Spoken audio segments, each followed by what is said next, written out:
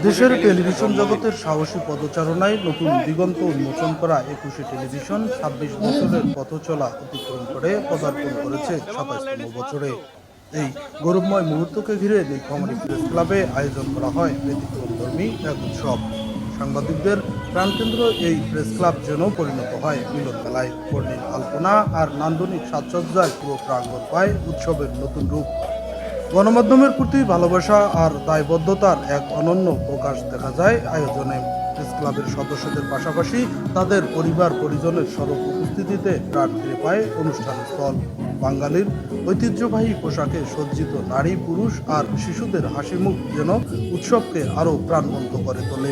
সকালের সূচনা হয় বাঙালির চিরচেনা খাবার দই চিড়া দিয়ে। এরপরেই প্রেস ক্লাবের উদ্যোগে বের করা হয় বর্ণিল র্যালি, ব্যানার ফেস্টুন আর উৎসবের স্লোগানে মুখর হয়ে ওঠে শহরের প্রধান সড়কগুলো। বাংলাদেশের দর্শকরা বিটিভির অনুষ্ঠান দেখতে দেখতে যখন বোর ফিল করে সেই সময় বিটিভি প্রথম আত্মপ্রকাশ করে এবং এটি অত্যন্ত জনপ্রিয় চ্যানেল। এই চ্যানেলটি আজকে দীর্ঘ পথ চলার মধ্যে সাফল্য অর্জন করেছে। আজকে নীলফামারী প্রেস ক্লাবের আয়োজন নীলফামারীতে বিটিভির জন্মবার্ষিকী উপলক্ষে যে প্রোগ্রাম অত্যন্ত সুন্দর হয়েছে, জমকালো অনুষ্ঠান।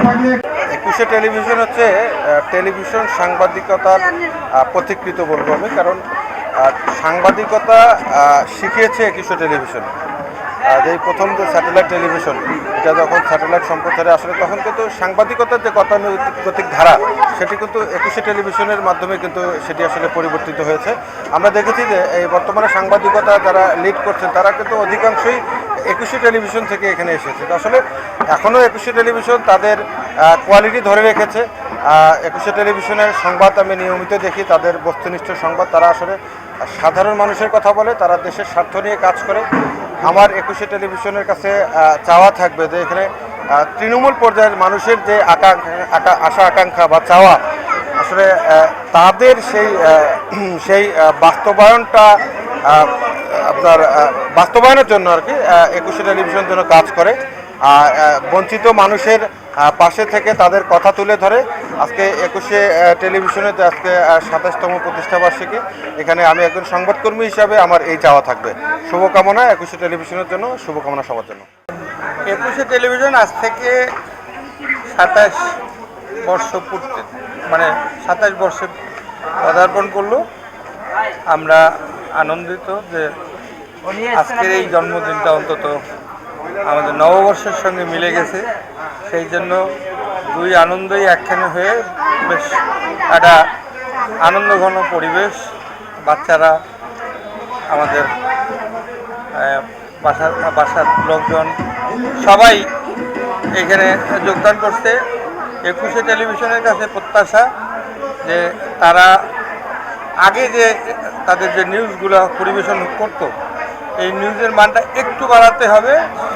সঙ্গে সঙ্গে বিনোদনেরও কিছু ব্যবস্থা থাকতে হবে, নাটক, তারপরে টক শো, এই ধরনের জিনিসগুলো মানসম্মত একটু মানটাকে উন্নত করতে হবে, এই প্রত্যাশা আমাদের থাকলো। আশা করি আগামীতে টেলিভিশন ২১শে টিভি আরও ভালো করবে। ২১শে টিভি যুগ যুগ থাক, এটা আমরা আশা করি।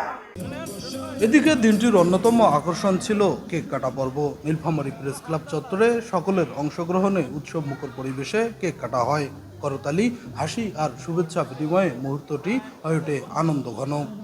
দিনটিকে ঘিরে আরও স্মরণীয় করে তুলতে আয়োজন করা হয় বাঙালির ঐতিহ্যবাহী খাবারের। পান্তা ভাত, শুটকির ভর্তা, মাছ, শাকসবজি, নানা স্বাদের এই আয়োজন যেন বাঙালির শিকড়ের সাথে একাত্মতার বার্তা দেয়। এছাড়াও নারী ও শিশুদের জন্য থাকে কুইজ প্রতিযোগিতা ও পুরস্কার বিতরণ। জাতীয় পর্যায়ে, ইন্টারন্যাশনাল পর্যায়ে এবং দেশের বিভিন্ন গুরুত্বপূর্ণ বিষয়ে সমস্যার সম্ভাবনা যে তুলে আনতেছে ২১শে টেলিভিশন, এটি আমাদের কাছে সবচেয়ে বড় ব্যাপার। আমরা আশা করি এই যে তাদের পথ চলা, আজকে তাদের একটা জন্মদিন, এই জন্মদিনে আমি মনে করব যে আরও ২১শে টেলিভিশন গতিশীল হবে। বাংলাদেশের গণমুখে পরিণত যেভাবে ছিল সেভাবেই পরিণত হবে এবং ২১শে টেলিভিশনেই হচ্ছে বাংলাদেশের প্রথম টেলিভিশন যে টেলিভিশনটি টেরেস্ট্রিয়াল সুবিধা ছিল এবং গণমানুষ এই টেলিভিশনটিকে চেনে। গণমানুষের কাছে টেলিভিশনের যেমন দায়বদ্ধতা আছে এবং এই টেলিভিশনেও গণমাধ্যমের মধ্যে দায়বদ্ধতা আছে। আমি সকলকে শুভকামনা জানাই এবং এই টেলিভিশন যাতে আগামী দিনে দেশের সম্ভাবনা সমস্যা তুলে ধরে গণমানুষের টেলিভিশন হিসেবে কাজ করতে পারে এই প্রত্যাশায় রাখি। উৎসব, ঐতিহ্য আর গণমাধ্যম এই তিনের মেলবন্ধনে নীলফামারী প্রেস ক্লাবের আয়োজন যেন এক নতুন দৃষ্টান্ত। একুশে টেলিভিশনের এই পথচলা আগামীতে আরও সমৃদ্ধ হবে এমন প্রত্যাশাই সকলের। নুর আলম বাবু, একুশে টেলিভিশন, নীলফামারী।